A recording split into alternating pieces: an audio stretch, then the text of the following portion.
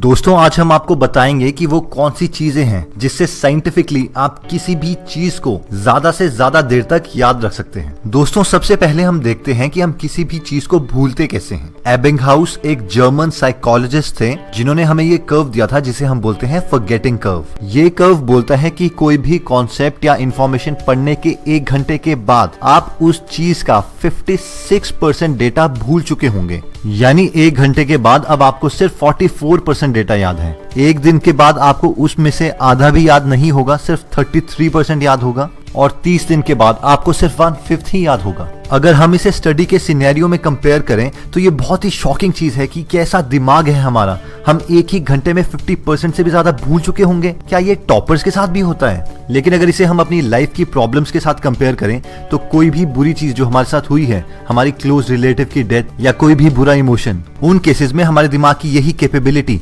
एक ब्लेसिंग बन जाती है, वरना उन बुरे इमोशंस को हम बार बार जीते रह इंप्रूव कर सकते हैं। दोस्तों सबसे पहली चीज आती है रिवीजन। अब आप बोलेंगे अरे सर ये तो हमें पता था, बट नहीं, आपको नहीं पता था। The time after which you revise is the key. हमने बहुत सारे स्टूडेंट्स देखे हैं जो एक चैप्टर को 3 घंटे में कवर करते हैं और उस 3 महीने के बाद जब वो रिवाइज करते हैं तो दोबारा उन्हें 3 घंटे ही लगते हैं। दोस्तों किसी भी आर्टिकल को बहुत अच्छे से याद करने के लिए 4 रिवीजन रिक्वायर्ड है। पहली रिवीजन आती है कि आपने जैसे ही आर्टिकल खत्म किया उसे उसी वक्त रिवाइज कर लीजिए। अब ये काफी लोगों को इलॉजिकल लगता है और साथ में ये करने के लिए बहुत ज्यादा इमोशनल डिसिप्लिन भी चाहिए, लेकिन दोस्तों अगर आप ऐसा कर लेते हैं तो आपका मेमोरी कर्व एकदम ऊपर की तरफ आ जाएगा। दोस्तों आपने टीवी में बहुत सारी एडवर्टाइजमेंट्स देखी होंगी जो कंटिन्यूअसली 2 बार दिखाई जाती हैं। हर सेकंड लाखों रुपए देने पड़ते हैं एडवर्टाइजमेंट को टीवी पर प्ले करने के लिए, इसलिए ऑब्वियसली ये कोई बड़ी मिस्टेक तो हो नहीं सकती। ये लोग इस फॉरगेटिंग कर्व को जानते हैं और इसीलिए आपकी मेमोरी में इंपैक्ट डालने के लिए ये एडवर्टाइजमेंट 2 बार कंटिन्यूअसली दिखाई जाती हैं। दोस्तों बाकी 3 रिवीजन आती है 1 दिन, 1 हफ्ते और 1 महीने के बाद,